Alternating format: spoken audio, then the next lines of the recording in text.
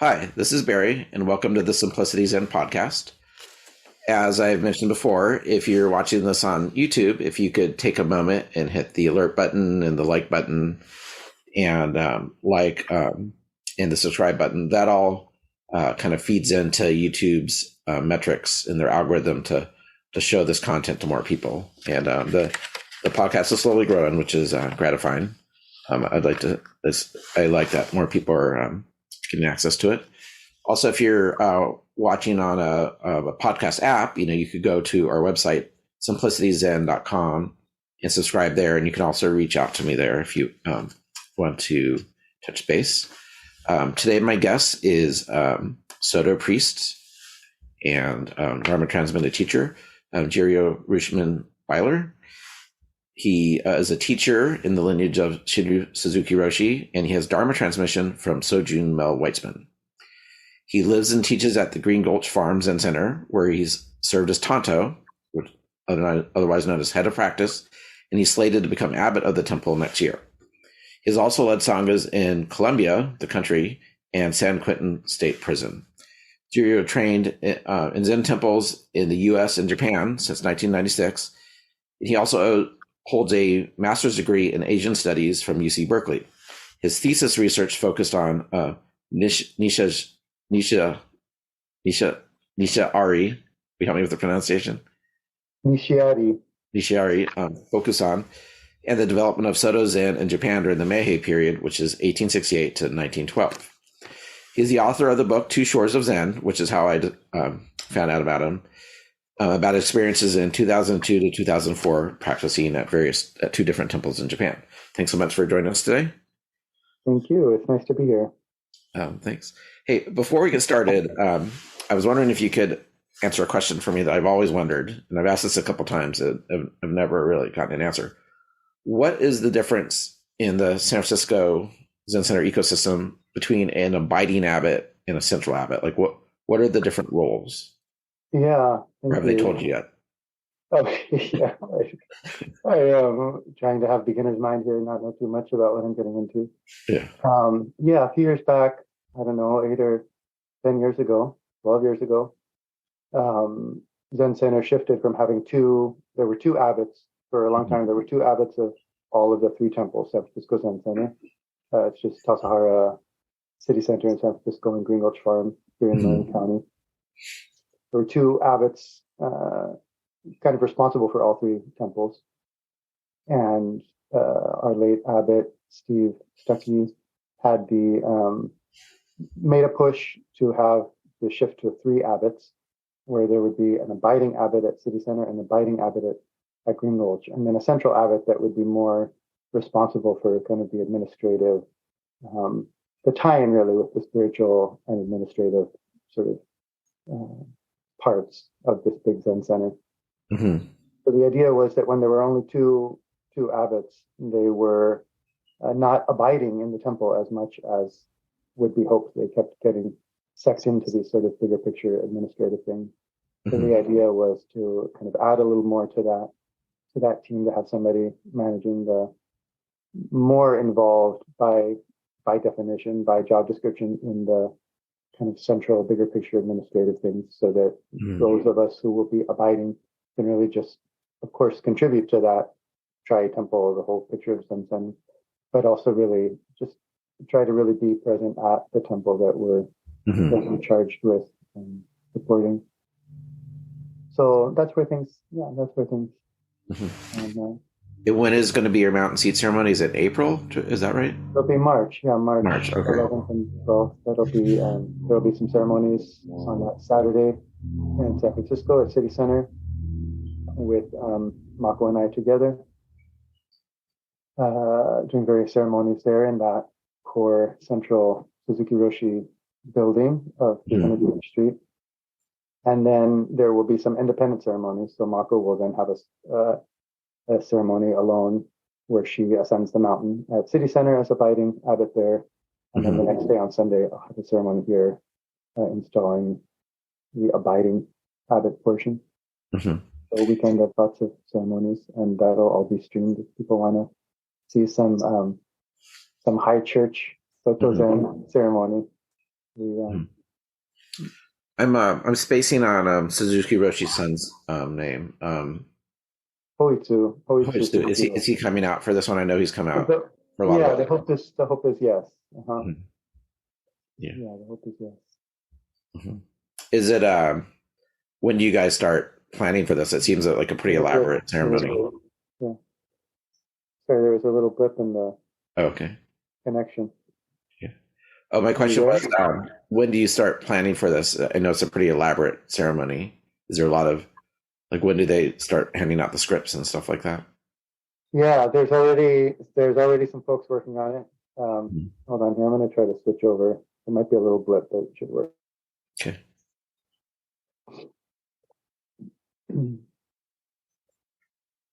All right.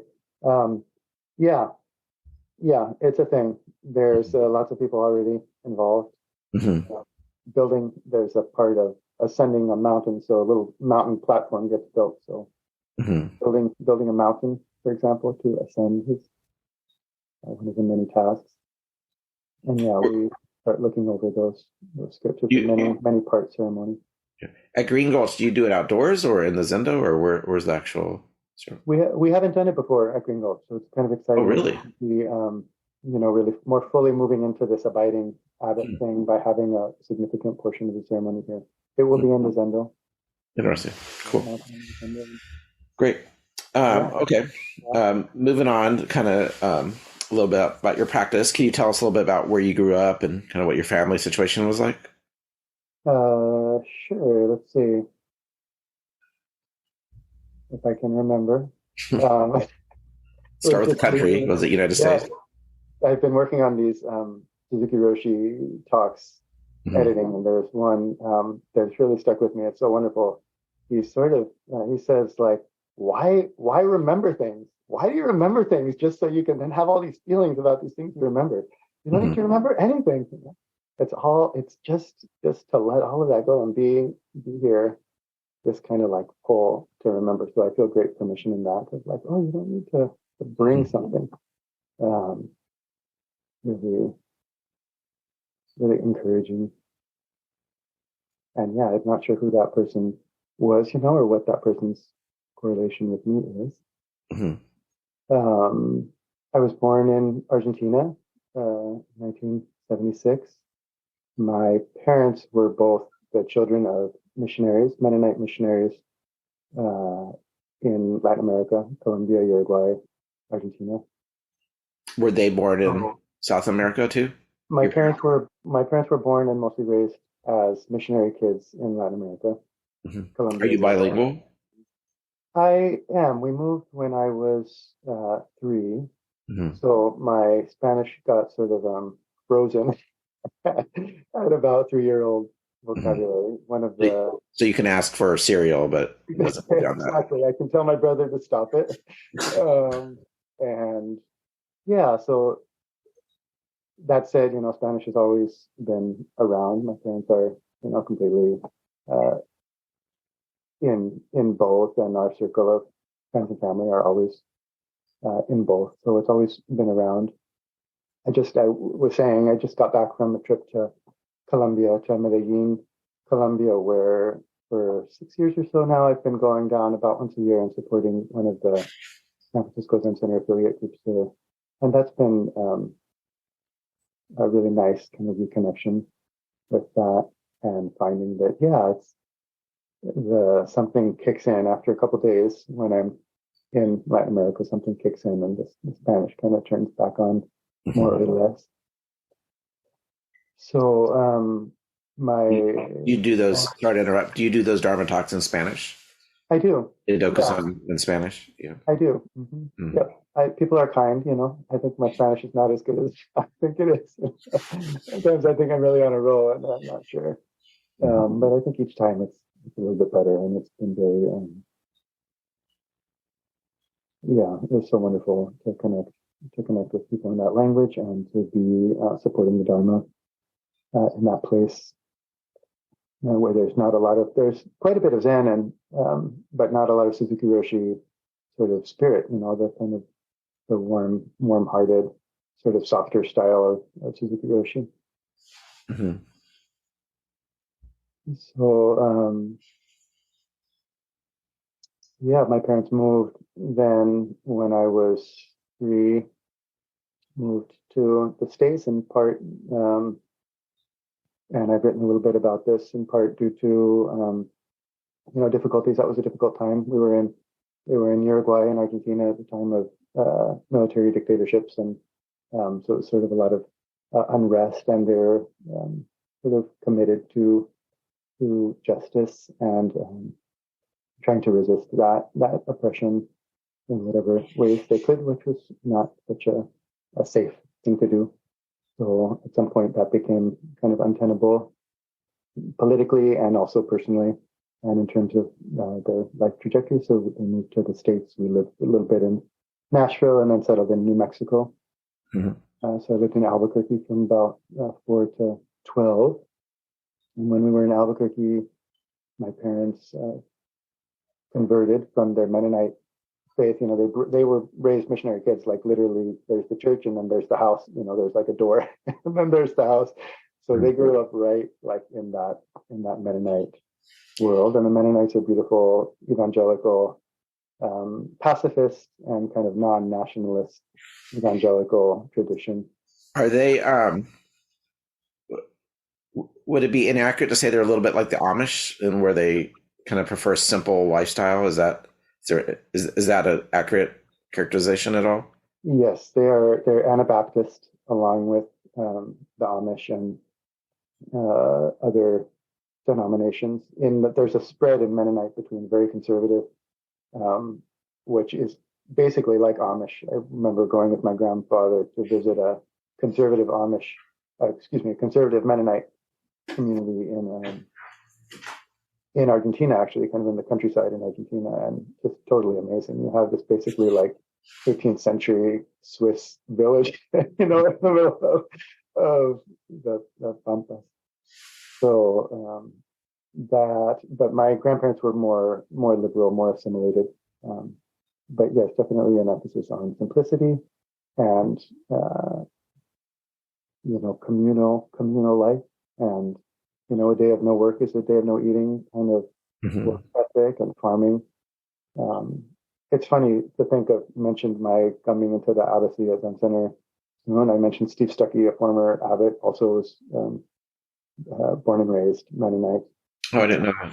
Our current city center abiding abbot, soon to be central abbot, David Zimmerman, also was raised Mennonite. So something about a lot of resonance, I think, between that kind of simplicity and that work practice ethic and Buddha Dharma or Zen practice. So where did you guys move in the States? Yeah, we settled down in Albuquerque, New Mexico. Oh, okay. The place, and my parents became Quaker, which is kind of like always seemed to me like not very much of a move from the Mennonite practice, but it was very significant for them, of course, and for their parents who, devoted their life to converting people to their religion, and then their children break away to less Bible centered, not so much, especially the liberal and programmed Quakers are pretty open, really. In a way, it's more kind of like Zen or Dharma in the sense of, it's more about a practice than about a set of beliefs. It's not so dogmatic. It's about a way of life and a way of practice and a way of practice in silence. So I was brought up in that silent meetings practice, which I think, I don't know if you've ever done a silent Quaker meeting, but it's a beautiful thing. It's like, yeah, I think I went once. Yeah, I went with a friend. I'm pretty sure it was Quaker. There was like, everyone sat in a circle and it was just sat there in silence for a long time. Yeah, it was Quaker. Yeah, it's cool. There's no meditation instruction, which when I first got into Zen, I was like, oh, there's a way to actually learn to do this. You don't have to sort of sit in your chair and like wiggle for an hour.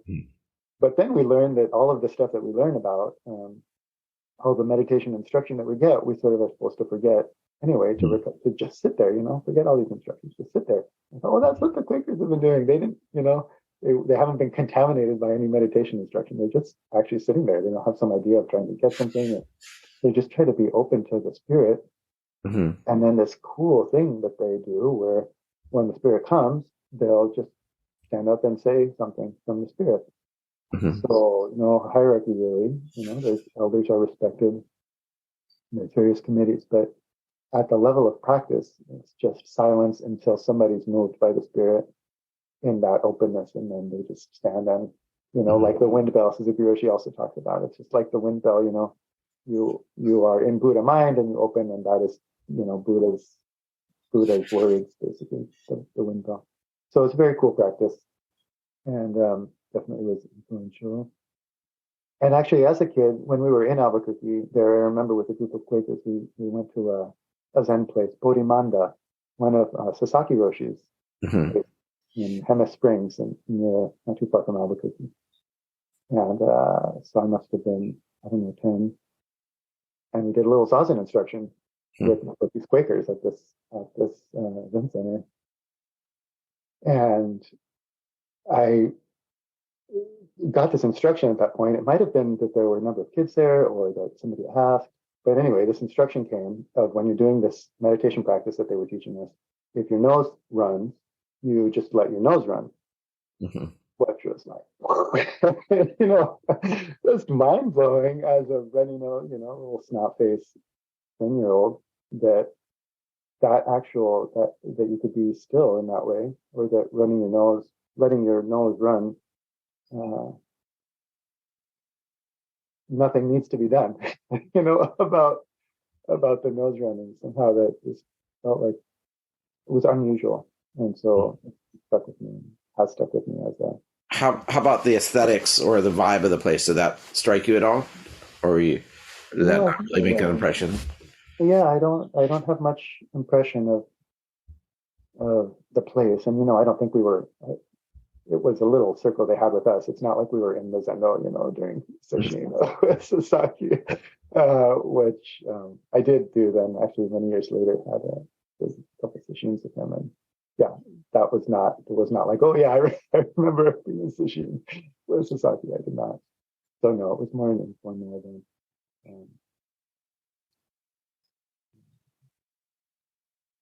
But I think that was I think the first time that I heard about Zen and kind of had some contact on it. It made a mark. So did you go to public school? I did. Public school in Albuquerque. Mm-hmm. How was that for you? Was it well known you were Quaker, and was that an issue, or? Wasn't so much a thing. A lot of Quakers, a lot of our circle of friends was part of the Quaker meeting. Mm-hmm. So, yeah, school was school. I left then when I was 12. So after 6th grade, we moved to Chicago. That was a big shift from Albuquerque. You've got the big sky and the mountains always right there, and just space and kind of warmth. In Chicago, I felt, anyway, that was quite a transition for me to jump into Chicago and also be in public school there, without really any cultural awareness really of what was happening or what that shift was. Mm-hmm. This would have been the 80s, probably. No, this was 1990. Let's see, it would have been 90. Oh, okay. 91. So let's see. 88. Maybe 88. Mm-hmm.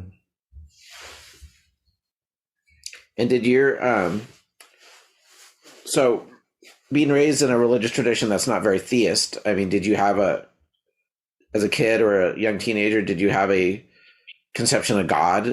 Did you think about that? Did you think about afterlife or spirituality or anything like that? I mean, was that part of your cognition at that point in your life? No, I didn't have I wasn't occupied with those questions exactly. I do remember having a lot of curiosity and even some sort of kind of intense reflection on this question of who am I, which I still wonder. So this sort of practice or arising in myself just lying down and wondering, who am I? Who am I? Would you wonder, like, why am I here? Was that part of it, or was it more who am I? More as a kind of, I have a very clear memory of sort of more like a kind of mantra, like a koan, basically. Just like, who am I? Who am I? And somehow the unfathomableness of that, the vastness of that, the ungraspability of that, I think stayed as a kind of curiosity. But I didn't put that together with, there's paths about that, or that's a thing, that other people are also curious about or interested in. I didn't make a connection between that kind of reflection and even the Quaker worship. And in high school, did you what was your experience? Were you gregarious? Were you shy? Did you party? Were you a bookworm? How did you characterize your experience of kind of being a teenager in high school and stuff? Well, so then we moved to Chicago, and then I went to Catholic school. Okay. A couple of my friends from 7th and 8th grade were going to this Catholic school, and my brother was going to the public school and wasn't going great. And also, I didn't particularly want to be where he was. So, went to Catholic school, which was wild. I knew nothing about Catholicism. Other than that, for my grandparents, the Catholics were the enemy, in Latin America, they were Protestant evangelicals and sort of trying to pull people back from the evil of Catholicism. So that was sort of wild. And showing up there and like being in the assembly and everybody's crossing themselves. And I guess that's what we do, but I don't know. So, and then at some point, realizing that I didn't have to pretend to be Catholic or act Catholic or something. I didn't know quite what was happening there. But there were Christian brothers who ran the place, and they were cool. I had a nice, they were themselves anyway. But I had pretty good experiences with the monks there, the Christian brothers.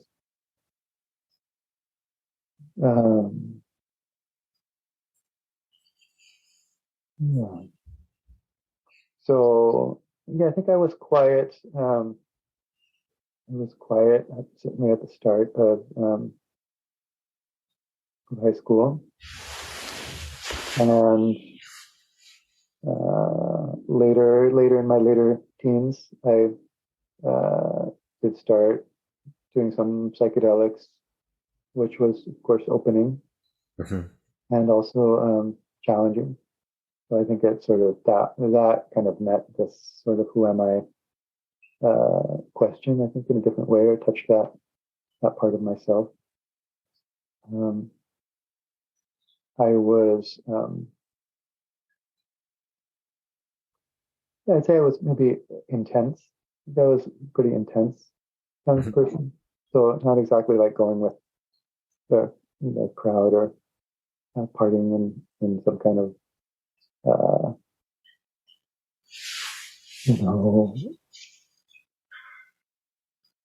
kind of like joining the flow of people so much as being intense and standing out, and sort of finding myself the center of attention. Often because of big experiences that I was having or big truths that I felt others needed to to know, to make a little bit of the preacher thing, sort of like, I remember showing up at a party and then going on some kind of thing like, everyone's gonna die. We're all gonna die, like 16. You said this or just thought it? Yeah, no, I said it at this party, like everybody's having this nice time, and I felt like everybody needed to know that we're all gonna die, and people are crying. Like somehow that like just being intense and kind of center of attention and intense. Were you goth or anything like that? No, not so much. Yeah. No, not so much. I didn't quite have a set identity in that way. Who would you say your favorite band was in high school? I really, for a long time, was very committed to Concrete Blonde. You're familiar with Concrete Blonde? Excellent band. And then I was into more old music. I was really into Simon and Garfunkel and and Bob Dylan. So not so much. I mean, I listened to all the required listening, The classic rock. Yeah, Nirvana and Pearl Jam and all that stuff was definitely in the air. But I think that more reflective, Simon and Garfunkel really moved me a lot, and Bob Dylan, of course, is just a total genius. So, yeah, I think part of in terms of my coming to Zen practice, part of what those experiences I was also, and related to my intensity, was a kind of instability that also I would find in those experiences where, the kind of big experience also was very ungrounded. So sort of the psychedelic experience in particular. Yeah. Mm-hmm. And then it just in general, like in my life, a lack of the kind of big, big truths in a way, big truths and big openings, but like not a lot of ground. So like the sky was bigger than the earth kind of feeling. And really feeling like, okay, this kind of spiritual direction or this direction of opening and is the most important thing, but really no kind of teaching or no sense of integrating that with this body and this, breath and this ground and being in the world. So, I would often have very negative experiences that also would become kind of the center of everybody's experience. Did you have any experiences that you would characterize as ego dissolution? Kind of using the language of psychedelia, where you lost a sense of self or lost a sense of identity or anything like that? I couldn't pinpoint. I couldn't pinpoint. I definitely had compelling experiences. They don't stay with me. Mm-hmm. And it's interesting in the sense of, does an experience of the dissolution of self leave?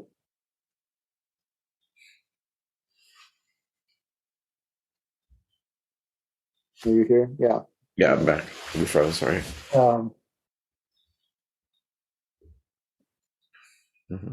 Did you during your just to finish the thought? Sorry. The idea that I've just been I find very compelling this kind of question from one of my academic Buddhist teachers, Robert Sharp, who's always sort of poking at the tradition.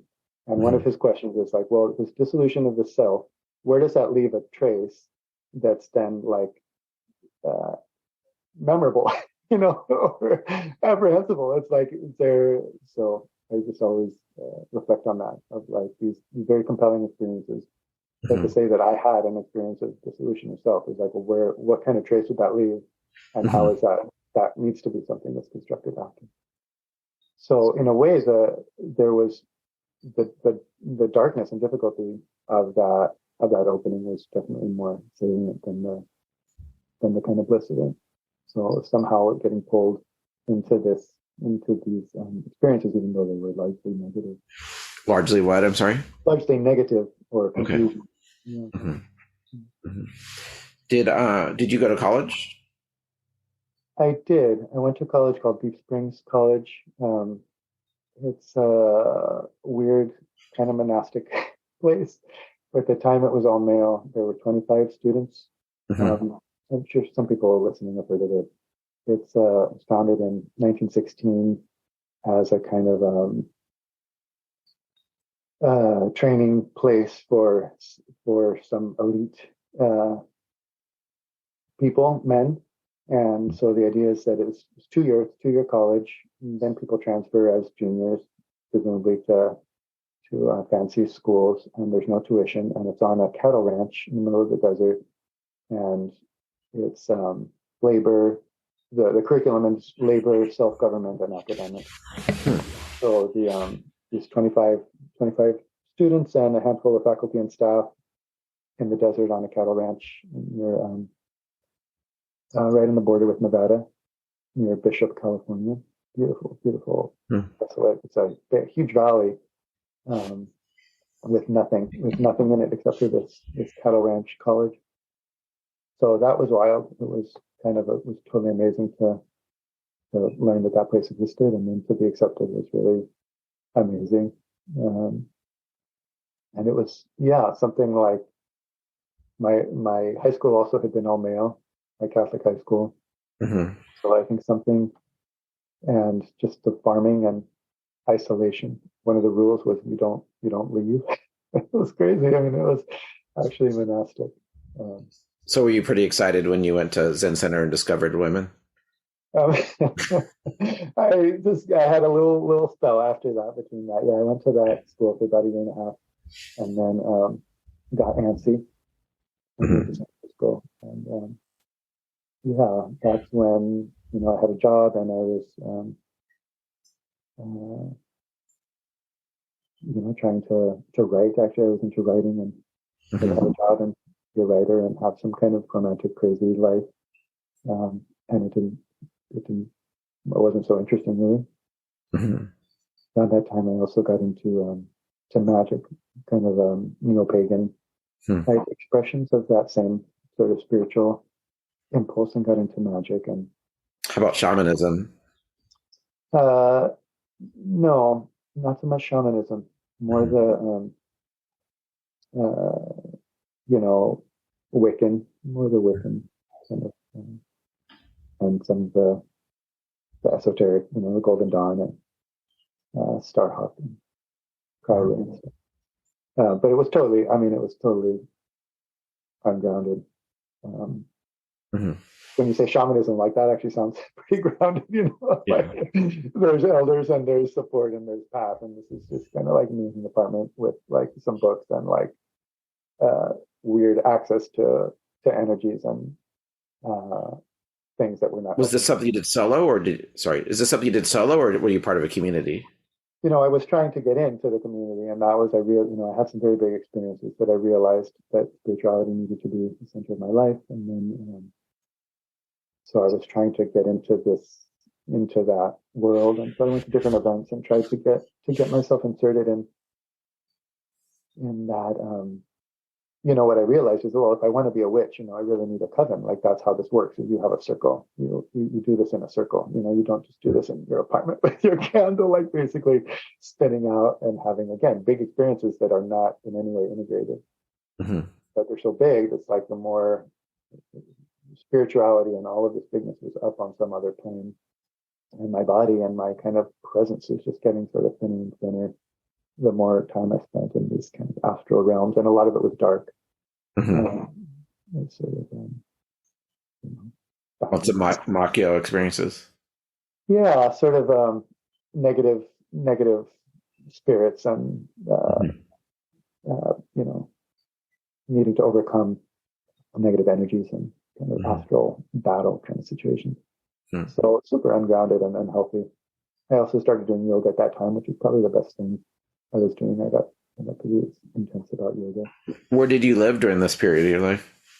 I lived in San Francisco. Mm-hmm. Yeah, I lived in a little apartment in San Francisco, and my candle and bed, basically a shared bathroom. And I worked at a medical office, punching in insurance billing. And not going to school at this period of your life? No, I had dropped out of school. I didn't feel like finishing. Mm-hmm. And up to this point in your life, did you have any? So you'd been to that Zen center in New Mexico. Had you had any other encounter with Buddhism? Did you read books? Did you sit? Did you Yeah. So I went to at this college I was telling you about, Deep Springs. One of my classmates was this kid, Aaron, who turned out to be the son of Norman Fisher, who was the former abbot of, well-known Zen teacher and former abbot of Gulch. He was the abbot. I think he was, he must have been the abbot at the time, or about to be the abbot of Green Gulch. So on one of our breaks from Deep Springs, we went on a road trip to San Francisco. Aaron and a couple of us, piled into a car and drove over to San Francisco, and heard we could crash at Aaron's place, which was Green Gulch, which is like right, the house right across the way here from the house I'm in now. And so I spent the night, we hung out at the beach, smoked some weed near beach, and, came home, had dinner with Aaron's parents, who, Norman and Kathy Fisher, these like great revered Zen teachers, and spent the night in Norman's study. A little bit like, wow, it's like this whole room is full of books about this thing, Zen and Buddhism. And so I said, I was moved, and I said, I'd like to sit with you in the morning. So Norman said, okay, you'd wake me up. So he woke me up and said, it's time to sit at whatever, 4:30 a.m. on that day. Walked me down to the Zendo and gave me to somebody to show me what to do. And so I sat in the Zendo here at Green Gulch, and it was, it was very moving. There was also that morning, there was a Suzuki Roshi memorial ceremony, which I remember finding quite amazing. Just that I could sit there and, to arrive in the dark and then to leave and with the sun up. I don't know, that was my takeaway. It's like, you can just sit there while it goes from dark to light. And were you given Zazen instruction at all? There was no time. No, there was no time. It was just like, can I sit with you in the morning? And so you just said, sure. And you woke me up, and it was time for Zazen, and walked me down to the Zendo and, put me in a spot and pointed me to the wall. Did that, was there any callback in your mind to the Quaker kind of quiet meetings? Yeah, a little bit. I felt at home, I felt like something made sense. It wasn't a struggle at all. I didn't feel like, what do I do? Or confusing. Or just like, And then so you're living in this apartment, Yeah, losing my mind. messing with weird energies. What was next after that? Super healthy. Well, at some point that I had some other big experiences where that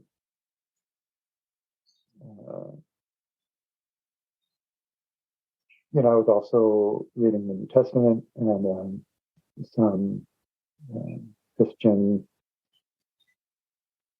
teachings, and the sense of liberation versus eternal return. This. So in that kind of neo-pagan idea, there was a sort of celebration of, how life is cyclical. There's sort of like endless cyclical life, and I was celebrating that, and then I had this very, very big experience of and terrible experience of being in that cycle, basically without release, eternally, which is sort of like what the Buddha noticed too. I mean, not the Buddha, like already established that this wheel, it's like, wait, we're celebrating this wheel, this endless wheel of life, which is beautiful, and it is, from the Buddha nature perspective, or the beauty of life, it is beautiful, that the leaves fall and become earth and then sprout and become a tree, and that eternity. But this sense, maybe because of these Christian influences as well, this sense of, I want liberation from that. Actually, I need liberation from that. It's kind of like, it's hell to just be trapped in this eternal cycle. Did you know about kind of samsaric traditions at this point? Do you think that bled over, or was this kind of a? I think it was mostly a Christian thing at that point. I don't think I had the idea of liberation from the cycle of samsara, the Buddhist sense at that point. But I did have the sense that, but maybe I did, because I did, in the kind of aftermath of that experience, I remembered that I had done this Zen practice, and that had made a lot of sense to me. And so I just said, I'm going to go do that. So I called up to Zen Center and said, I want to come. And I called Green Gulch first, actually, because I knew Green Gulch, and they didn't have room. So I went to City Center. So really within a matter of days, basically, I had quit my job and moved to so you didn't they didn't say, yeah, come sit at 540. Yeah, it's funny, that didn't come up. I just I said I was kind of intense. I don't know. I just, yeah. What was that? Sorry, you broke up on my Yeah, end. yeah. I was sort of intense, So it was like, okay, now I'm going to do the Zen thing. And so I tried that. So I just left. And I didn't have that much going. I had a job in the place. Mm-hmm. Who was the abbot at City Center at that point? I wonder. It must have been Blanche. I didn't have much contact with her. It was more as a guest student showing up there. I guess this was 1996. I showed up at City Center, and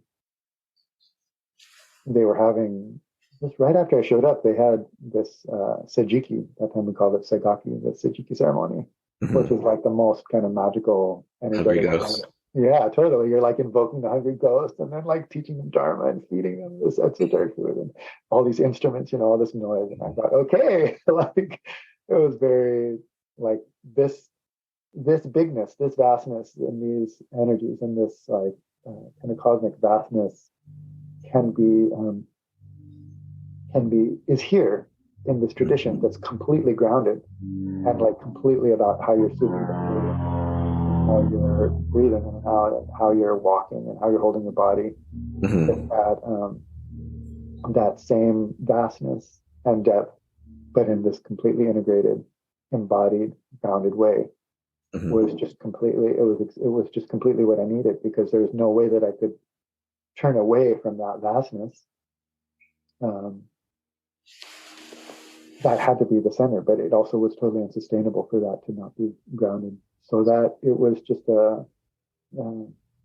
sweeping the leaves, and such a beginner's mind, right? It's such a beautiful thing, to show up at the Zen Center with this just totally open mind, and be told to sweep the courtyard or whatever, and you're just doing this like, wow, I'm sweeping the courtyard as spiritual practice, and really feeling the depth of it as spiritual practice. So, like, this is the magic. I mean, that's what they say, right? That is our supernatural activity, is, chopping wood and carrying water. And I was involved in the supernatural activity that was not that. And so, this is the same. I bring the same wholeheartedness and the same vastness to this, just picking leaves from a tree and sweeping the courtyard. And so it makes me think of that story. Is it in Zen Bones, maybe, where there's like two priests on a boat, and one of them conjures a demon, and then the Zen monk just pees on the demon and makes it disappear. Yeah. That's pretty good. If I'd known that trick. Yeah. My apartment might have been. Yeah. So certainly not. Is the feeling of like, well, I'm just doing something else, and that, I mean, in terms of just finally easily dispelling the demons, it's like I'm just doing something else. I don't know. I'm not familiar with that story about peeing on the demon, but in a way, it's like it's almost just peeing, and then the demon, it's like I'm not bothered actually. It's just not what I'm doing. So as opposed to like needing to uproot, in a way, that's in practice, you don't need to like get in there and uproot and dispel the negativity and do all that. It's just not quite what we're doing. We're just doing something else. And then all of that kind of orders itself.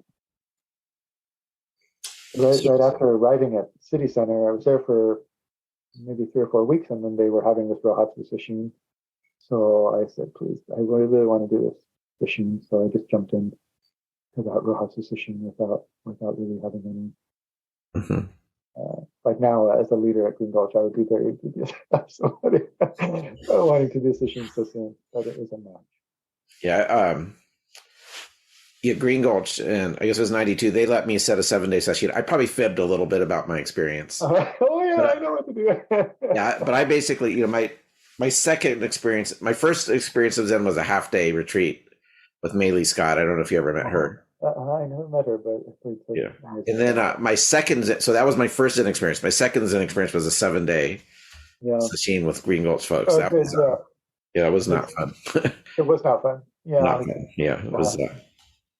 Yeah. So there's something to having some experience before you jump in, maybe. Yeah, I mean, just physically, it was a nightmare. Yeah. So so it seems like you have a propensity, or at least an experience of kind of mystical, untrancey type of experience. So when you first started getting into Zazen, seriously, were you dropping into samadhi pretty deeply, pretty easily, or what was your actual experience of Zazen at first, kind of with all that background that you had? Yeah, I didn't.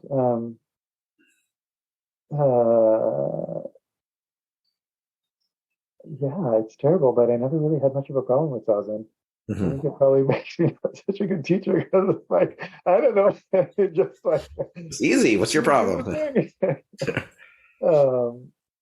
mean that first machine, of course, was demanding, but there was strong teaching. Branch was leading it, and Lu, and they taught this breathing practice. Actually, that then as soon as I started teaching this breathing practice, and it really just went in deep and very simple, just to exhale fully. And, as Suzuki Roshi says, perfect calmness of mind is just beyond the end of your exhalation.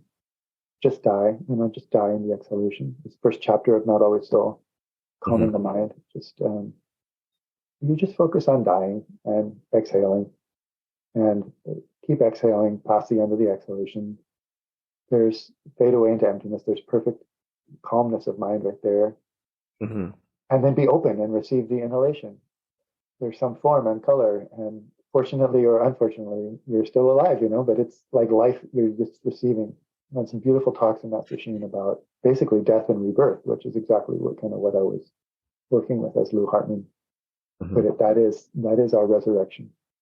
We breathe out all the way and completely renounce, just surrender, let go. And then we are resurrected, by life itself, giving us receiving this inhalation. So it just felt like a very accessible practice, and also, again, such a beautiful integration of this physical, grounded practice that touches this whole, like resurrection and liberation and complete renunciation and receiving the gift of life, being free. So, was that first session? Was it physically hard for you? Like the actual, your knees and your back and stuff like that. Did you struggle physically? It was until it wasn't. Yeah, it was until it wasn't. I got some good instruction from Shosan Vicky Austin, who's a longtime Zen Center person and yoga teacher, and she gave me some instruction about my body that I didn't quite absorb until a couple of days later, and I said, "Oh, I found it." So this is like, "Oh, your spine actually is the pillar that's holding up the sky." I see now. We can do that. So I did. I found my seat in that position. Did you? A lot of times when people get into Zen, they read the Zen literature, especially if your introductions like DT Suzuki or Three Pillars of Zen, it's a very explicit aspiration for awakening or enlightenment. Did you have that in your practice too? Did you think like, I'm going to sit here and get enlightened, or since Soto was kind of your first, like what was how do you conceptualize enlightenment? Was it something you were explicitly going towards, or what was your experience with that? Yeah, it's so interesting because I've thought a lot about that. Obviously, later on, like when I was in Japan, when I was getting ready to go to Japan, and several years later, I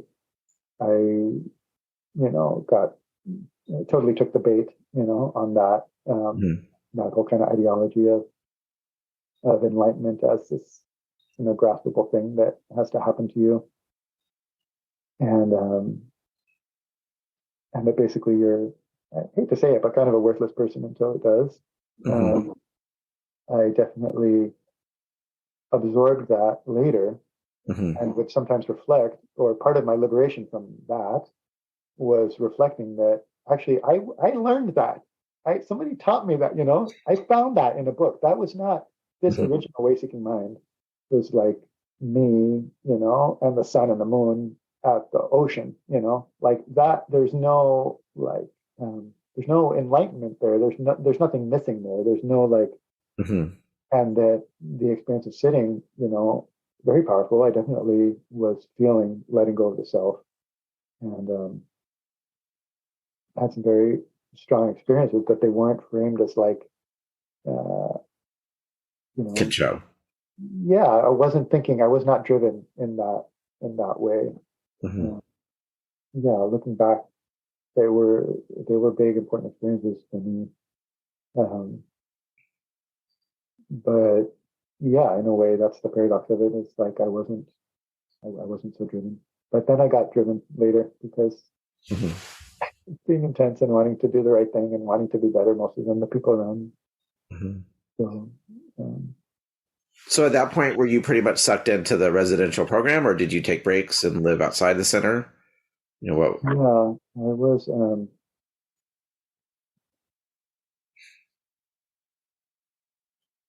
I just can't help mentioning that sesshin without just this very funny story that I think about sometimes at the end of that sesshin. It's also related to the groundedness. We get so grounded supposedly in this practice, and then you do, and that's what I needed. So after the sesshin, that first sesshin, I was going to meet my friend for breakfast afterwards. So I set my alarm for 8 o'clock, to wake up to meet him the other, a couple miles away in San Francisco, to meet him at 9 a.m. So my alarm went off at 8. I woke up, took a shower. I packed up all my stuff. I was leaving City Center at that point. I'd been there for 6 weeks and I was going home for the holidays. Put on my backpack, walked, 2 or 3 miles across San Francisco. Knocked on my friend's door. He wasn't there. Rang again, He finally came down in his bathrobe and he said, "What are you doing here?" And I said, "Well, we're going to meet. We're having breakfast today. It's 9 o'clock. And he said, "It's 9 o'clock at night." I just walked 3 miles through San Francisco at 8:30 at night on my way to breakfast with my friend. Like that, I must have slept for half an hour after the sesshin and figured next morning. That also just amazes me in terms of how far I had to go yet, to actually like be in my body and like notice what's around me. Like, this is kind of an interesting crowd out in San Francisco, on Sunday morning. So just that, not there yet. Not just ordinary mind grounded. Like, is it day or is it day or is it night? Right. Important that we should be, getting even better at discerning through our Zen practice rather than like, whoa, can't even tell you if it's day or night. Right. Yes, and so yes, I went straight into Zen.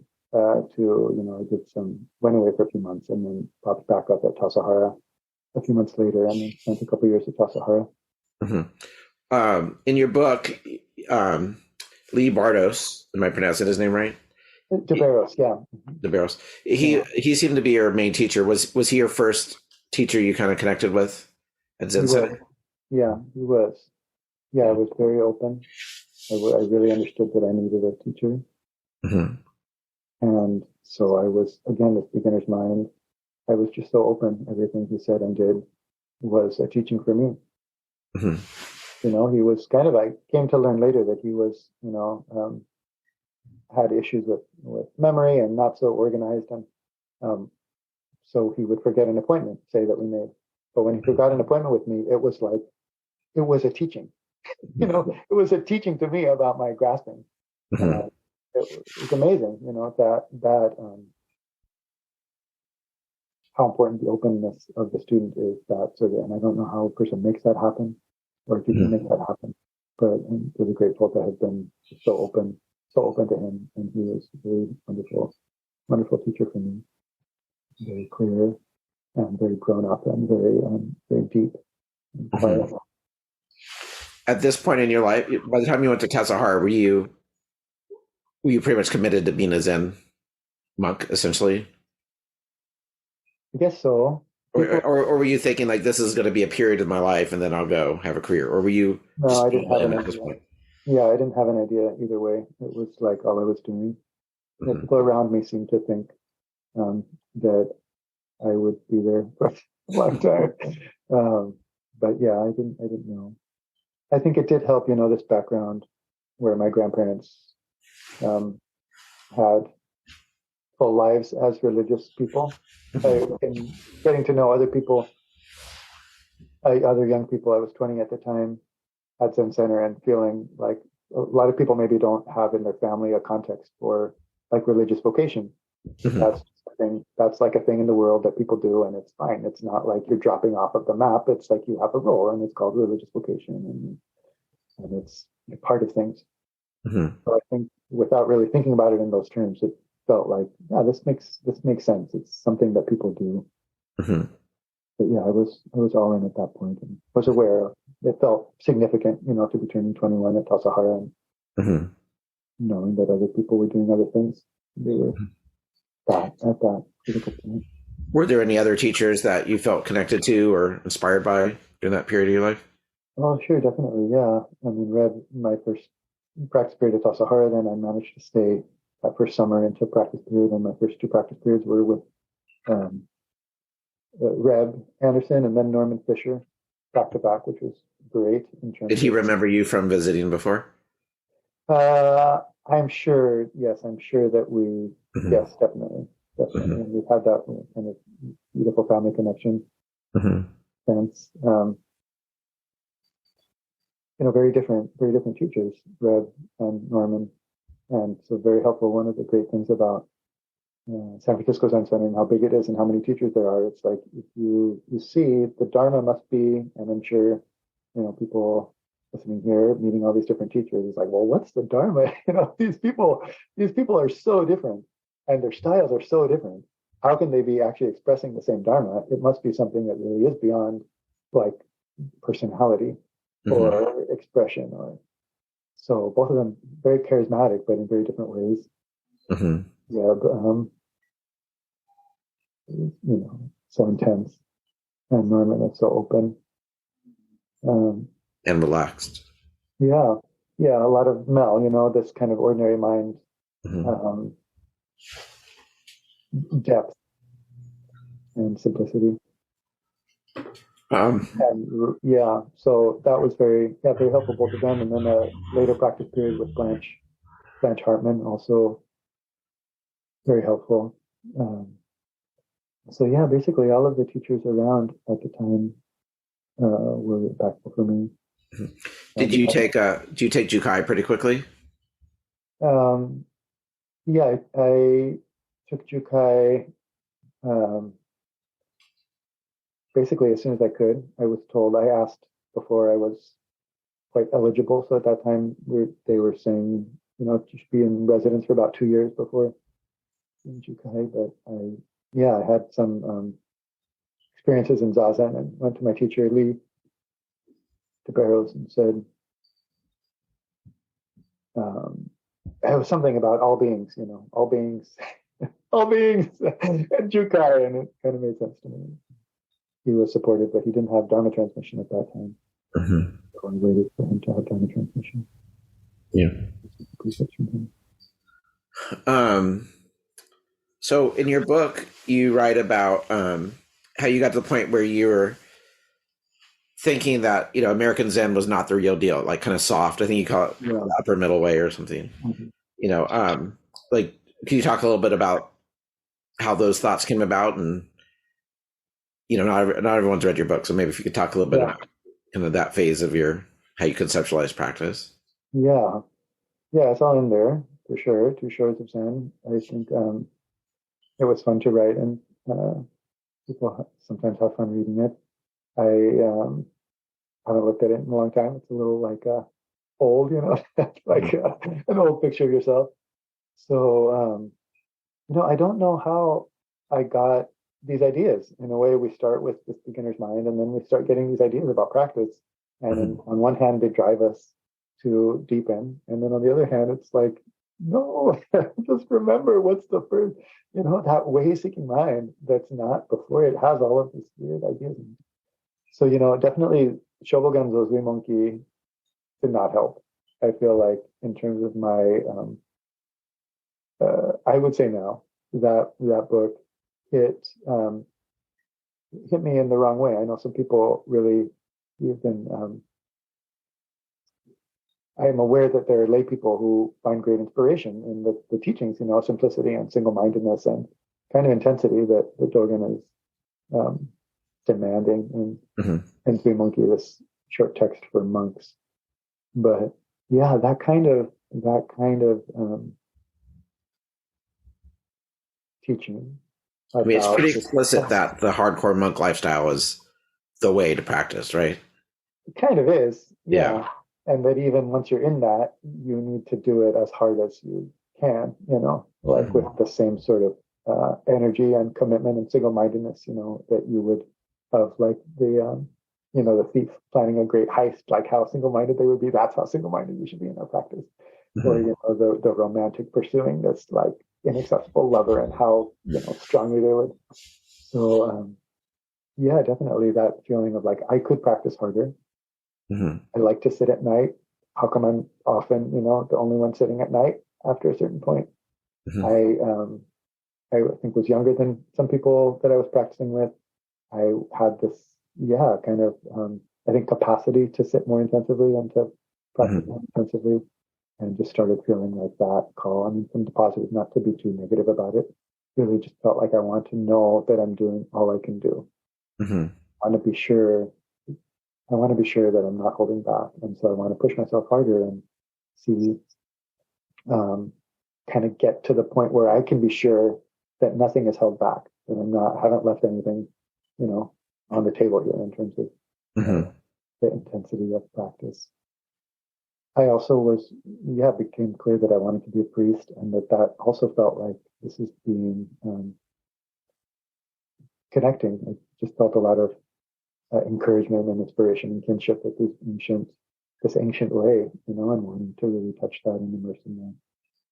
And then, for some reason, along with that, maybe inevitably because of our kind of dualistic and zero-sum kind of habits of mind, or psychological structure, or whatever it is, that we can't help. Like, can something just be good without the other thing being bad? It's so hard. Well, this is good, and that also would be good, and I want to do that.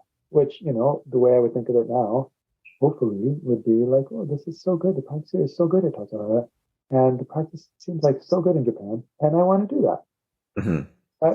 But it wasn't like that. It had to be like, that's better, and this is worse. So the more I got excited about Japan, the more I had to kind of demean what was happening in my actual life, which is unfortunate. And I apologize to all those who are so patient. We learn, like, we look back and say, wow, these people who I was just sort of a little bit disrespectful of and actually were being very patient and very kind with me.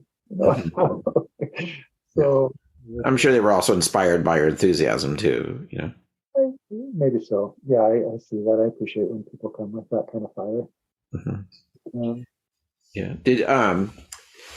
Did you have to talk people into letting you? Was it hard to get permission to be get priest ordination, or was it a pretty greased down ramp for you? It was hard to get priest ordination. I talked to all of the abbots who have this practice here. Nice, kind of getting the support of all the abbots, former abbots. The turning point, or the rub, seems to be at the end of the day that priest is expected. At San Francisco Zen Center, priest ordination is sort of seen as like a beginning of priest training. So generally speaking, it's about 5 years of residency. If you're on, if you're on a fast track, 5 years of residency before you really can be ordained as a priest. And then there's a kind of expectation that you'll be at Zen Center for 5 years after that, doing the training as a priest. So it's a big commitment. And my priest ordination inspiration, aspiration, came along with this deep wish to go to Japan and to do this ancient practice. And so I didn't feel like I would be at Zen Center for 5 years, or I didn't feel committed to Zen Center at that point, especially because I was getting more and more negative about Zen Center, as many people like to do. So, it was kind of delaying, and I knew I wanted to go to Japan, so I just went ahead and went to Japan before my ordination, because I got impatient. I had come back to Green Gulch in order to be closer to my teacher. I was at Tassajara, did some back and forth, Tassajara and Green Gulch. I had come back to Green Gulch to be with my teacher and wait for ordination, but kept stringing me along. not giving me an ordination date, so I just went to Japan. And then several months later came back for an ordination. But the ordination was not official Zen center ordination. Oh, it wasn't? Yeah, which I think is funny now, getting ready to, with Shiso here and the abbot here shortly. And so, I think many of, I think throughout time, Zen people have ambivalent relationships with institutions. It's this kind of very sort of independent and iconoclastic sort of heart, of this tradition that's then embedded in these institutions. So that I'm not a Zen center priest somehow it's not so meaningful anymore. But so when you say you're not a Zen center ordination, like, yeah, how do you? I'm confused what that actually means. Like, well, practically speaking, so there's the terminology that's used at Zen Center is that there's a Zen Center precept platform. So any dharma transmitted priest can do a priest ordination, an authentic priest ordination with anybody independently. But to be on the precept platform of a certain temple or institution, that implies that you have really the support. You're being ordained on this precept platform with the full support of the institution. I see. And you didn't have that. It comes down practically to like we buy the robes and the bowls, and there's three preceptors there witnessing and representing the whole. It's not between just a teacher and a student. It's actually the whole sangha, the institution that's supporting this ordination. So my ordination did not have the three preceptor kind of panel there representing the whole sangha. And they were going to buy my robes, and then they decided not to buy my robes. It's funny. It's always in the details. So I only had one preceptor behind the table there. That was Lee. And that was Lee.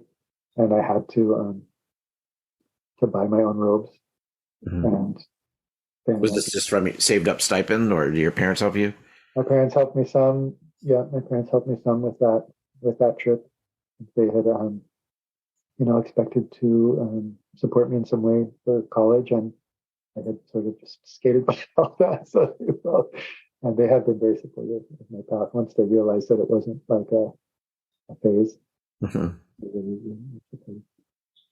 So then I was free in a way. I was a priest, and I was free. My teacher had said, go practice with people. He didn't have a temple other than Zen Center to train me out. And at that point, he wasn't living full time at Zen Center in me. And how did you find out about the Japanese temples? Did you have friends who were out there and were telling you about it, or did you do research? Like, how did you even know those temples existed? Yeah, I asked around. Kokyo was there before you or after you? Kokyo was there before me. Kokyo and Satya had been here previously. A number of Zen Center people over the years were at Bukokuji. And then Blanche had a connection to Taihaku Gretchen Priest. I don't know if you ever met her. She passed away. Who was it? Taihaku Gretchen Priest, Soto Zen priest in Vermont, who passed away. No, I don't think I know her. A year or two ago, rather suddenly. The temple in Vermont called Shaoshan. A wonderful teacher, such a loss to the community. She practiced at Hokyoji with Shinkai Tanaka Roshi, and she knew Blanche from the old days actually at Zen Center. So that was my main plan, was to not be at this more kind of Western and more Rinzai inflected Western place called Bukokuji, where the Westerners went to do like intense Zazen practice, but to do the ancient way, with in informal, Soto Zen monastic in a more Japanese environment. I was studying Japanese at the time. So I had a letter of introduction at Hokyoji, and I had... say it slowly, please. At Hokyoji. Kokyoji? Yeah, in Echizen Ono. And that's a Soto Shu monastery. Yeah, it was founded by Jakuen Zenji, a Chinese disciple of Dogen. Beautiful old. So, I mean, it's like these 800-year-old monasteries. It's an amazing place, not too far from Meiji. And and Taihaku, this Western, this very amazing, also quite mystical and wonderful Zen teacher Taihaku, Gretchen Priest, was going to be at Hokyoji. And so did you go there first? No, what happened is I went to Bukokuji, and I wasn't going to go because, again, I was like better than everybody. So I didn't want to do the thing that everybody else did. I didn't want to be at Tassajara where just people were. And then Bukokuji was like, well, there's Westerners there. So I was like, well, what are you? Anyway, but then I went to Bukokuji and I thought I wouldn't be there for so long. And then I met Tangen Hirata Roshi. Uh-huh. I thought, I'm never leaving. I can never leave this place. Such a powerful person. He's such a charismatic teacher. The people around him would say, there's not been anyone like him for 200 years, anywhere in the world. And it's always like, well, how do you know? Have you been everywhere in the world for 200 years? But then when you would meet him, it felt like, yeah, I was hooked. So in a way that my plans for other kind of looking around at more formal places just sort of evolved when I met him.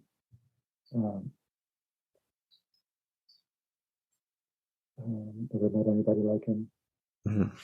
And so when you went there, so he's famous for only giving mu as a koan. No matter how deep your awakening is or whatever, you're just back on mu. But you did shikantaza, right? Yeah, he did mu or shikantaza. Mm-hmm. Yeah. And so he's. I've heard different accounts of him. Some people have described him as intense. Some people describe him as sweet. I mean, are kind of both of those. Yeah. Like one thing everyone says is like, oh my God, he's just the happiest person I've ever met. Like he was just so happy all the time. I mean, so would you say these characterizations are correct, or what were your experiences of him? Yeah, I'd say all of that.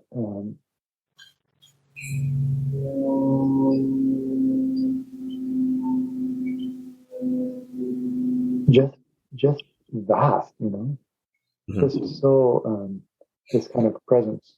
To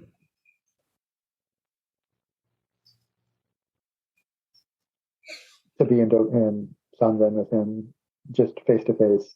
It's just, it's not about he was happy or he was intense or anything like that.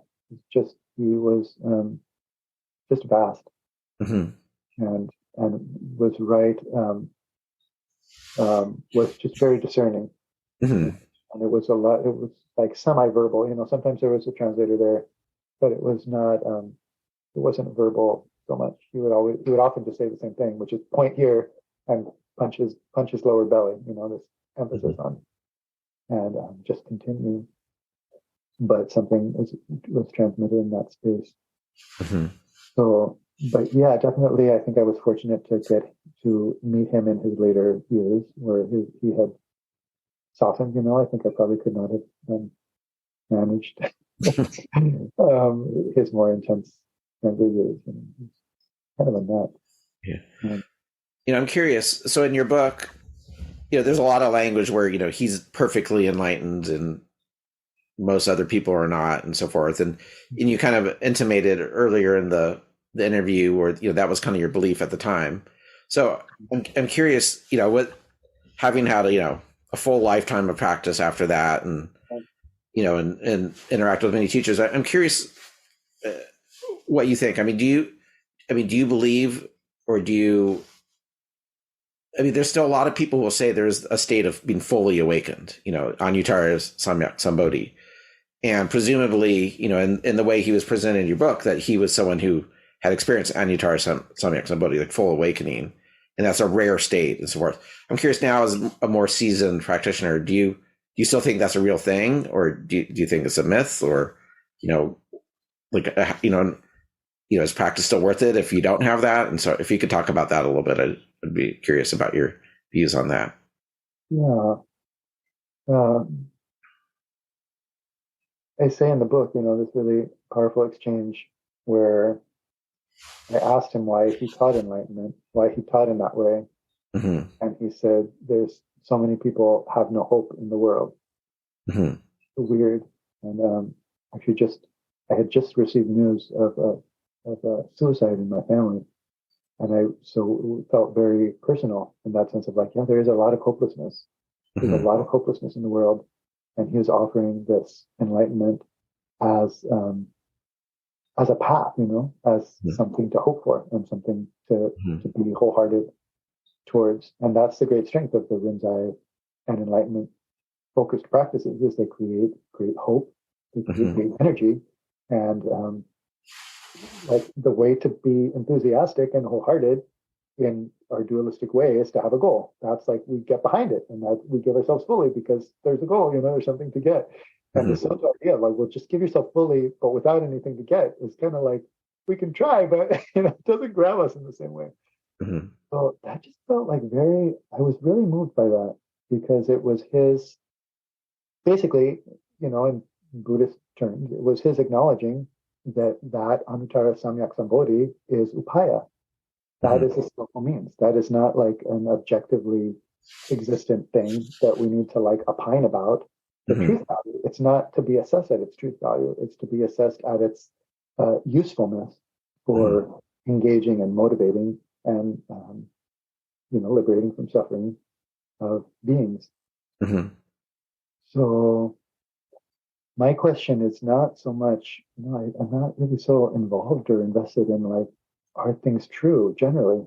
It doesn't have a lot of like, is that state real or, there's not even agreement like what, then you're stepping back or accessing some of the academic approach. It's like, whose version are you talking about, And then there's no agreement, there's no agreement across the sects or the teaching lineages.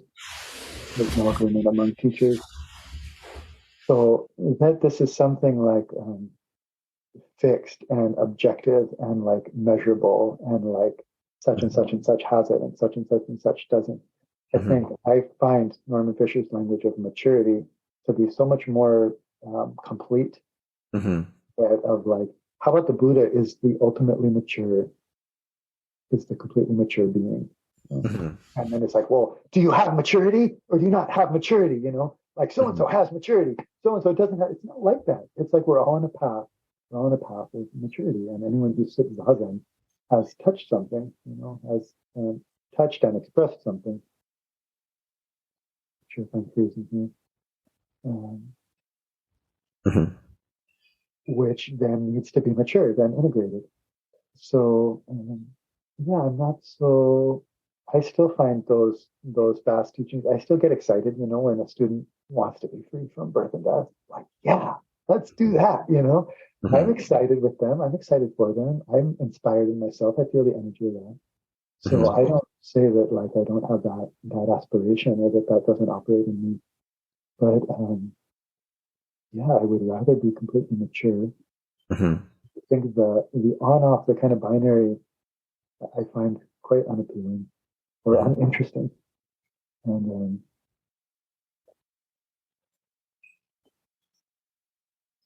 it's interesting too. Thinking of my grandfather in Latin America, this evangelical who wanted to try this, the practices of like speaking in tongues. Right? Wasn't part of his tradition, but he heard like, oh, these people are there, like they have this amazing access to God, where they just like speak to God. And to like go over to get that experience, and being supported, like, okay, you try that out.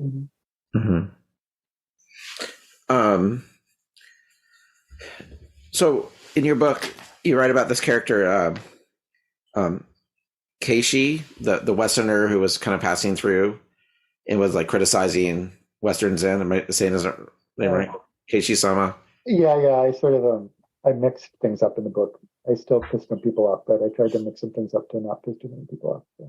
So was that a conglomeration of a couple people, or? Yeah, maybe a little bit of a caricature. But yes. Yeah. Definitely real critiques. Yeah.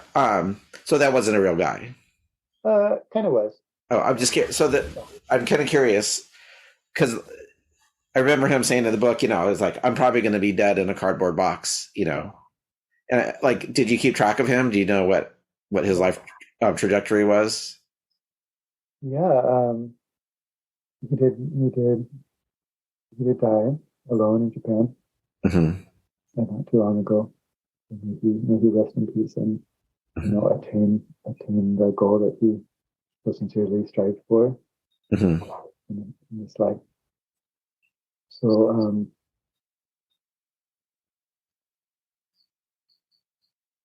but yeah, I think maturity comes up again as like to be a complete person. Yeah, caring for all of the aspects of being a person, as opposed to narrowing our thing down to one thing. And then if we could just break through that one thing, then the whole rest of the thing would make sense. My whole life would make sense if I would just get this one thing. And this is the only thing that matters. And it is the only thing that matters. And it's together with everything. And taking care of the whole, that's why we have all of the paramitas, we have all the precepts, all the teachings. So, yeah, wonderfully, non-hypocritical. So great integrity in a way. And also I feel like, lack of maturity. In the book, you talk about this one time, I think you were doing a sesshin, or maybe it was night sitting or something, where it sounds like you slept in this kind of pretty deep kind of jhana, maybe formless jhana state or something. And you were talking about how you're kind of reading people's minds and they're thinking like, oh my God, he's made it. And how much of that was actually your experience and how much of that was kind of literary? Oh no, that's totally my experience. And when I talk about that was kind of a callback to these earlier negative experiences. I've had a lot of experiences previously around sometimes psychedelics, but sometimes not, of that kind of mind reading and voices, that sort of hearing voices and knowing people's minds. That can be very destabilizing if you care what people are thinking. It's just a great liberation. It's like, wait, I don't care what I'm thinking, much less what anybody else is thinking. Like, who cares what anybody's thinking? Like, we're all trying to get free of thinking. So, but no, that was so.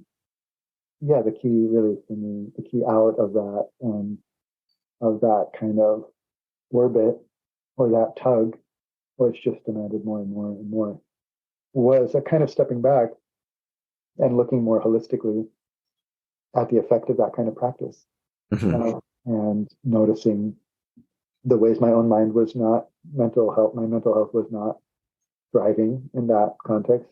I'm not sure I was becoming kinder, or more grounded, or more sort of able to be of benefit in the world. And then seeing, in the book, I talk about a couple of examples of people really negatively impacted by that. The one guy kind of went crazy, right? Yeah, a couple really bad experiences of people. We say breakthrough, and then people breaking through into just kind of psychotic states that are familiar to me. So I felt like that was a little wake up call, a little kind of like cold water of like, what are you, you're pushing for something, you might break something. I feel that our Zazen practice is extremely safe and extremely beneficial and can hold any mind state because we're not pushing for anything. We're just making room for everything. But when you start pushing for something, you start to break things. So, that was really helpful to see, wait, apart from forget the ideology of how this is going to work and how it's going to wake me up and say, well, beings, like, what if I just actually look around? Like, how are the people doing who are around me? How are the people doing who have been doing this for 10, 15 years? And then feeling like, okay, this has been wonderful, but this is not the only way. This is not the perfect way. So with that context in mind, where there's kind of some casualties along the way with that level of intense practice. Do you think there's anything that level of total commitment practice can teach us here in America? I mean, can we take anything positive from that? And maybe we could apply it here and offer a new kind of facet of practice, or do you think that we've already integrated the best of it that we can? I'm curious, does that question even make sense? It does make sense. Yeah. I think we're not done. I think it's every day integrating that discipline, the discipline and wholeheartedness with the openness and softness. I feel like we're all in that all the time. Just this morning, my son, I have two kids, 8 and 12, and my son has been kind of sick and was kind of too sick to go to school, but kind of not too sick to go to school. And it's like right there. It's like, where's the discipline and where's the warm heart? So he would stay home today. And, I'd say maybe we write something. And we're like, well, how are you doing? Take off if you need to. But this integrating this uprightness, this discipline, and this open heart, warm heart, and upright spine, discipline and total inclusion and ease. Yeah, that's not something that's going to be done. That's this path of maturity. But I do think it's not, it's okay that it's hard. It's okay to give our all. Part of it is, for everybody, they have, again, thinking of my son whose report card just came back, and this personal best. What's your personal best, And I do appreciate how inclusive our practice is of people with different bodies and different life stages and different life circumstances, and that you can completely practice just as you are. You don't need to be somebody else. Practice isn't for these, 20-somethings in Japan. It's it's for you. It includes you. And how do we give our all in the conditions that we find ourselves, rather than some abstracted thing of this is what giving your all looks like, because it doesn't. That's conditioned. It's like, but how we inspire somebody to do that, to be wholehearted. Yeah. Zen Center does, in its structure of teaching authority, of course they have, Dharma entrustment now, but certainly the people who become leaders in San Francisco Zen Center, they have extensive Tassajara experience. They've left home to some degree. There's just no getting around it. Do you differentiate the prerequisites to having kind of a leadership Dharma role with kind of fruits of practice? Do you like Zen Center would see, through its behavior, would seem to be accidentally or maybe explicitly implying that you kind of have to leave home and experience a very intense form of Dharma practice, to kind of to be worthy of some sort of teaching authority or community authority. But the fact is that there's many people in this country who don't have life, kind of as you were just saying, don't have those kind of life circumstances, either physically or maybe they have a family or so forth. I'm trying to find a question here. I hear you. Can you see how that might be discouraging to someone who's kind of has life circumstances that kind of necessitate a more lay practice, one where you're not kind of leaving home, and or just bluntly, do you feel kind of people just need, if they're not in that circumstance, maybe they're not in a position to practice as deeply as some other people, or is that a delusion? If you could kind of talk to that. You did a little bit, but maybe in the context of kind of leaving home and so forth. Yeah, that's a great question. Well, I would not get into practicing deeply or not practicing deeply, because that's for each person in whatever circumstance. There's not circumstances of deep practice. There just is, if you want to practice deeply, practice deeply starting now, where you are, without moving, without the whole practicing deeply is to not try to have another life than the life you have. That is practicing deeply. You don't have to have a special life to do the practice deeply of not trying to have another life. It's exactly to have the life you are. This is Suzuki Roshi, this new book that I'm been working on, a compilation of his talks, and for now I'm calling Becoming Yourself. I feel that so strongly in Suzuki Roshi. He wants us to become ourselves, fully, deeply be ourselves, not be somebody else. So there's no question of depth. Depth, we have to remove the depth thing. People talk about ordination, people talk about the hierarchy, all of that. None of that has anything to do with depth. It has to do with conditions. So Yeah, I think you're definitely onto something. That the Zen Center model does have a foot in the monastic training, and so even to be a priest at Zen Center, again on the Zen Center precept platform, you need to have done two, it's basically 6 months of practice period at Tassajara, which is like tall order. And if that was, if the country, if American Zen was dependent on Zen Center for priests and people doing that, there would be so many great candidates and so many wonderful sanghas that would not have the support of a priest, because who can take 6 months off, like. But it's not just 6 months. I mean, you have to do, even before you get to Tassajara, you have to kind of prove yourself in other practice periods out there, And I just said it's 5 years. I mean, the Zen Center residential training is 5 years before ordination and 5 years after ordination. So that's 10 years. So sure, anybody can become a priest if you have 10 years, to come like work in the kitchen and sit sashins here. So I feel so grateful for people who are moving that practice out into other circumstances. I think of Galen Godwin. I don't know if you talked with her. Who? I'm sorry? Galen Setsuan, Galen Godwin at Houston. Right. Center, and also ranking Soto Shu represented as well. I really deeply respected her, and Norman Fisher also. Their kind of opening of that, like having that,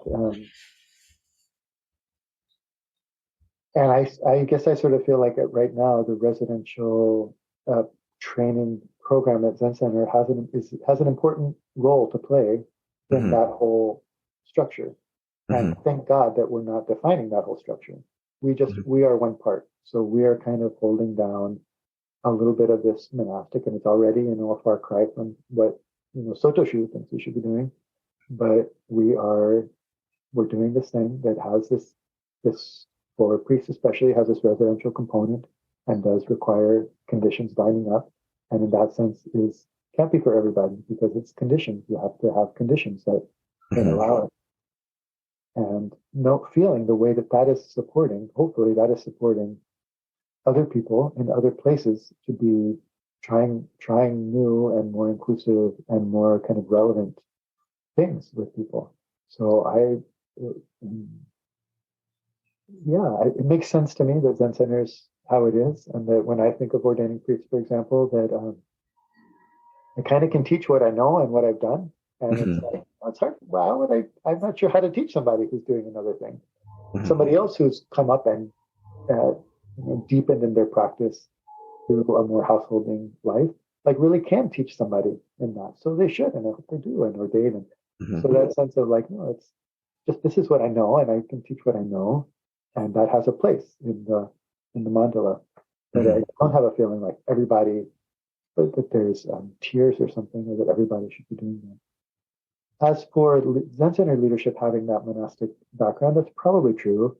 There have been, like our current central abbot, Ed Sadazan, or former abbot Steve Stuckey, who I mentioned. They left Zen Center for decades and had, householding integrated practice lives, and then came back to take leadership. So it's not that, it's not that the institution is only for people who put in 20, 30, 40 years in this stretch. So looking back at my own practice, like in terms of like gatekeeping of Zen, so I did the year residential. I would not say that was essential. It was helpful. I'm glad I did it. But I know it's kind of bad form to talk about, what you get from practice. But, I think practically speaking, I'm, much more at peace and a much nicer person than I would have been had it not practiced. I think that's just true, And looking back at like kind of what was kind of essential to, for that to be true, definitely not residential, but I'd say I can't imagine of having the same kind of experience in life now had it not been for the sashins. Like that it's hard for me to envision, like had he not done sashins, a lot of them, I think my life would be different. I just think practically speaking, and I think that's one barrier to lay practice is you kind of have to have an upper middle class lifestyle to be able to disappear for a couple weeks a year to go sit at a retreat place, and plus it's, both the opportunity cost of being able to leave and then the money to pay the fees, and so I think maybe that's one challenge of assuming that, I'm right, that there is some importance of these intensive retreats. I think maybe one challenge of American Zen is, and I think, and I saw San Francisco Zen Center has special cost structures for people of color and stuff, and that's great. But I think there definitely needs to be, I think as a institution of, the Mahasangha, I think we need to make paths that are more doable for people that are not necessarily monastic, want to live a lay life, but aren't necessarily upper middle class, can afford a couple $1,000s in 3 weeks a year of vacation time. I think that's something that can be filled a little bit better, maybe. Do you agree? Do you disagree? Or yeah, I agree completely. I often think that I often use the reference point of Christianity and how funny it is in this tradition that we feel like the Zen practice takes time, that you need time to do Zen practice. And maybe it's that I'm not close enough to enough Christians, although I'm quite close to a lot of Christians. It's not like you don't need time to be a better Christian. It doesn't take time out of your day. Does that make sense? It's a way of life rather than like an expensive hobby. It's not like you don't need time to be a Christian. You just need intention and clarity, and then like energy. You need paramitas, basically. You need them present in what you're doing. You need to remember to be loving. You need to remember to be moral. And that is intense, and that is constant, and it defines your life. And we have this funny thing in Zen practice where it's something that takes time other than that. But of course it doesn't. It's every moment is completely equal, and what matters is just the intention and that remembering. So yeah, I would even question, in support of your larger statement or wish of finding other paths, I would definitely question sesshin. Sesshin is a condition to create an experience which helps us kind of widen our sense of what it is to be a human, or what it could be to be a human, and maybe loosen some views or loosen some borders that we had around, like, I didn't think that being a human could be this, but turns out it can. And under these conditions, we have that kind of experience, and that can open us. But these experiences are not fundamental in any way. To be helpful, but they're not necessary. Not essential. Yeah, the necessary element is this intention to be with, to make room for, to allow each thing just as it is, and people really can do that. And that's been part of what's so inspiring for the many years I was going into San Quentin. It's exactly that issue of like, well, there's a depth of practice here, and there's an access to practice here that is 100% the same, as anywhere else. And the active ingredient is not the hours in somebody's day or the silence in their surroundings or kind of like how good their zafu is. It's about their intention and, in a way, the stakes of their practice. So people feeling that their practice really matters, whether they're doing their practice or not. See that reflected back in the world that they are co-creating. So when I practice, things are better. When I don't practice, things can be really bad. So I need to practice, and then I can, and I am, And for all of us, that's all we're left with, After sesshin, we're just back in that. Mm-hmm. So I think that daily practice, I think that continuous daily practice, or 5 minute zazen, poking through, breaking up our day, even just turning off the radio, putting down the phone and just entering a little bit of silence. And yeah, of course, when I say that, I'm drawing on the touching of stillness and silence from Sesshin, but people can find that. People have that. Mm-hmm. So, yeah. Does that make sense? The way that we think of Zen as taking time, and other religions, I don't think of. I mean, maybe there's, you have to go on pilgrimage to Mecca or whatever. There's definitely, and there's certainly, Christian retreats you can do that, make you more special. But at the end of the day, these things don't take time. There's time off the table. And then the thing that it becomes such a distraction. I have felt this so deeply in my life. As soon as I got to this temple in Japan, I'm sweeping the courtyard thinking about the next temple I'm going to be at and how much better that's going to be. And people are like, oh, I want to get to Sesshin.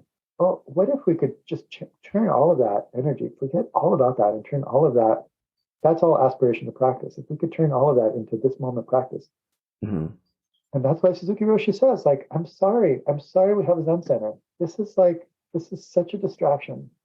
I hope that it's, like, at the end of the day, slightly more useful than harmful, but, like, it's definitely harmful. As soon as we have a Zen center, we have people thinking they should be at the Zen center instead of being in their life.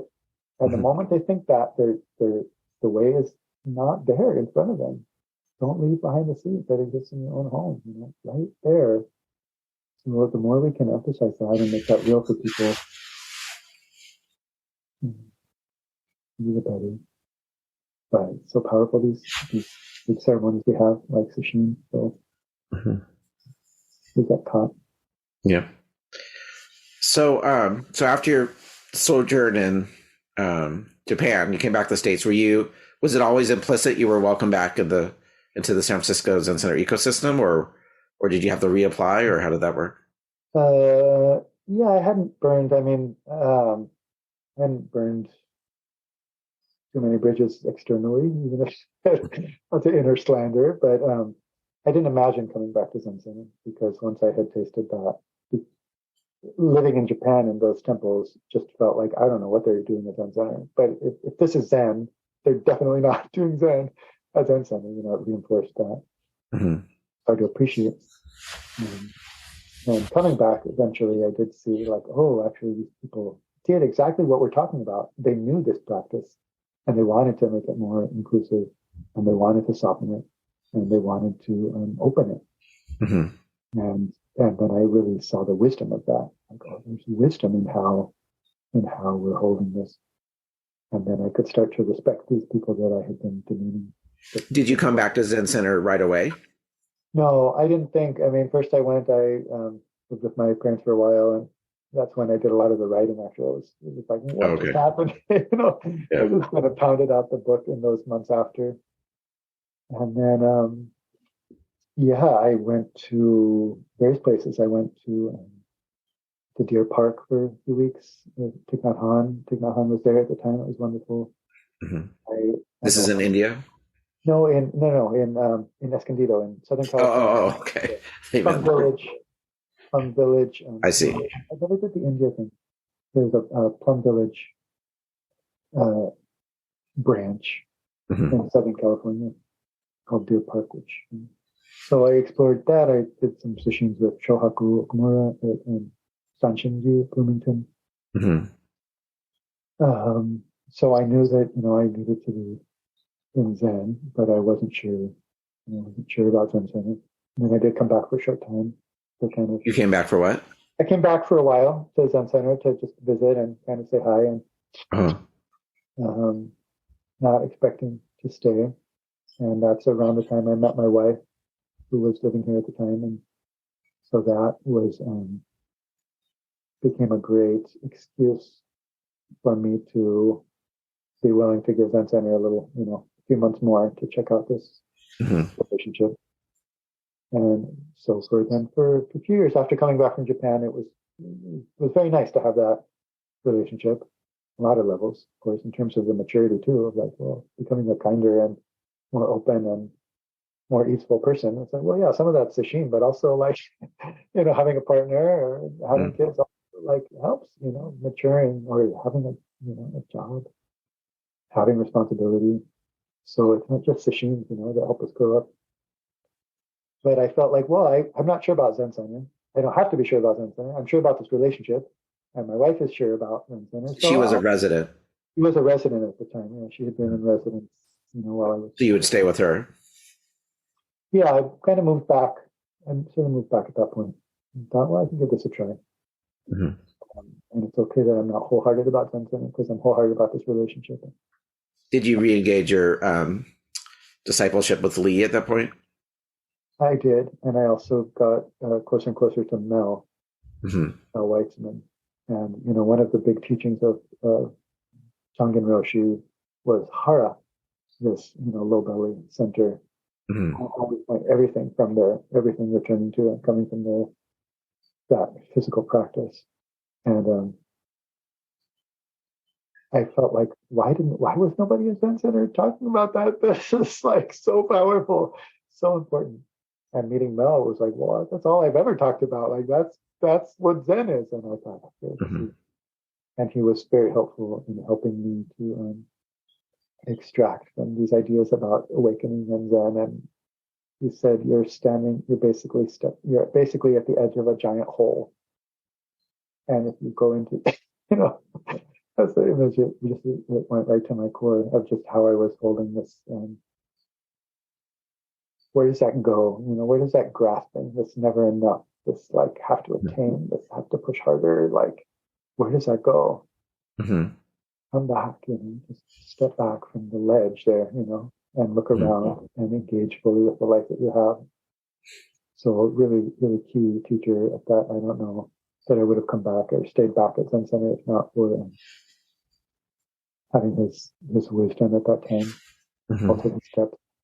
You eventually you went to graduate school at Berkeley. Did you have ambitions to be an academic? Were you thinking of being a teacher? So then we stayed at Zen Center and kind of recommitted to Zen Center.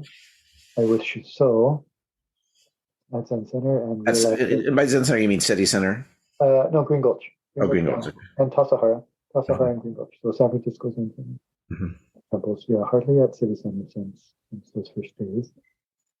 So I was Shuso, which is our first chance where we're asked to teach, and I realized nobody has taught me anything about Buddhism. Been at Zen Center for 15 years, and they forgot to teach me. They forgot to teach me Buddhism. So I got very curious about Buddhism. I also felt like I wanted to finish college. I had left after a year and a half. Kind of dropped out, to work for a little bit, and then come into Zen Center. So I felt like I'd like to have that. I'd like to know that there's really something else I could do. To really know that I could say no to Zen Center in order to really say yes to Zen Center. So your midlife crisis was to go to college? Basically. To see that, that I wasn't stuck. And to feel like, no, there's a lot, and to get a different perspective, to get out of the Zen bubble for a while. And it was great. Great. So did you live away from a Zen Center while going to college, or were you a resident? I was very unusual, very fortunate circumstance of my wife being the director at Green Gulch at the time. And so I was allowed to live here as a spouse. So I was sort of on her coattails for those couple of years. I see. It was great.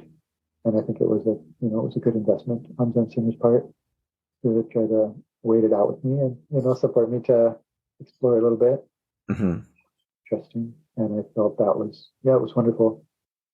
Mostly just encouraging of, no, actually I'm at the Zen Center because I really want to be. I'm at the Zen Center because I really love temple life and temple practice. And I see these whole other worlds and wonderful people and great practices and exploration that can happen. And I really just, I'm at the temple. I want to support temple practice.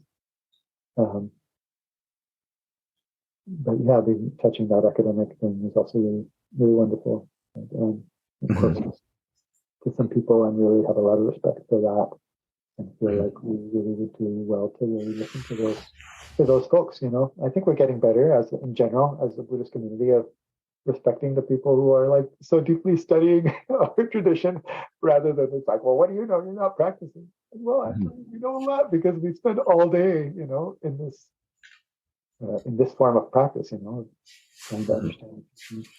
Do you, in your explorations of academic aspects of Buddhism, do you feel like you've taken anything from that's helped your practice at a practical level? Like, this is a parallel, I'm really into the neurobiology of Buddhism Zen. And at first I got into it purely just from an interest. I just found it interesting. I didn't have any goal with it. But I would say actually some things that have actually helped my practice, to my surprise. Do you feel that way about your academic forays at all? Like where you've gotten some objectivity or some bigger picture that kind of have given you some insight into the dynamics of practice or anything like that?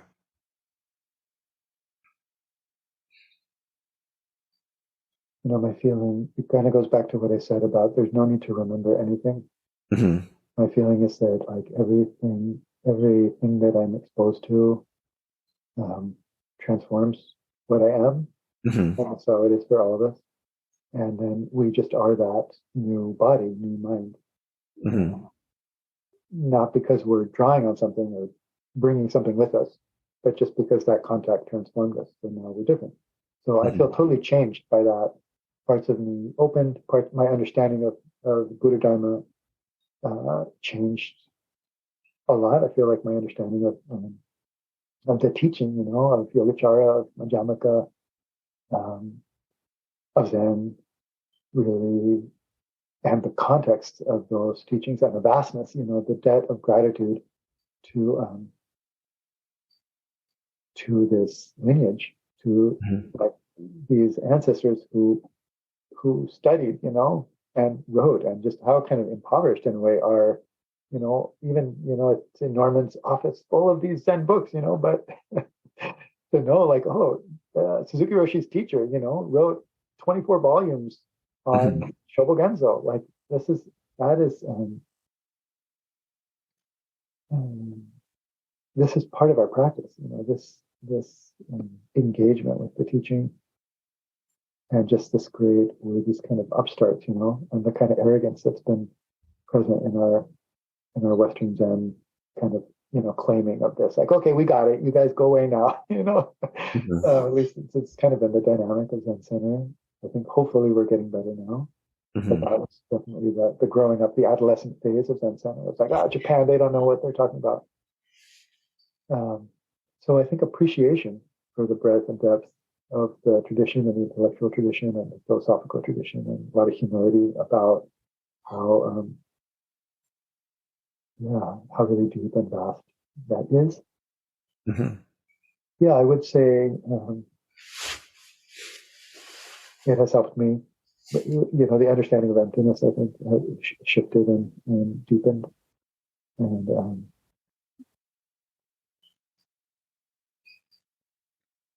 my confidence in Shikantaza and my faith in Shikantaza.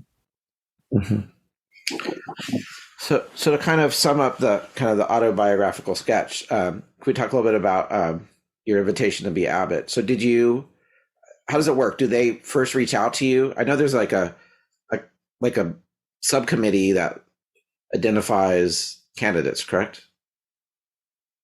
Do you lose me? No, I'm here. I just noticed we've kind of gone over. Okay. Some people just came into my house that I wasn't expecting. Okay. Do you want to? I think maybe we should close. Yeah, we've been going for a while, I think. Okay. Yeah, we could. How loyal your audience here, but maybe we've lost some people. Yeah, maybe we can leave it here. Okay, sounds great. Okay, cool. Well, thank you so much for your time. If someone wanted to reach out to you, you still have your website, right? Is that a good way to touch base with you? Is there contact info there?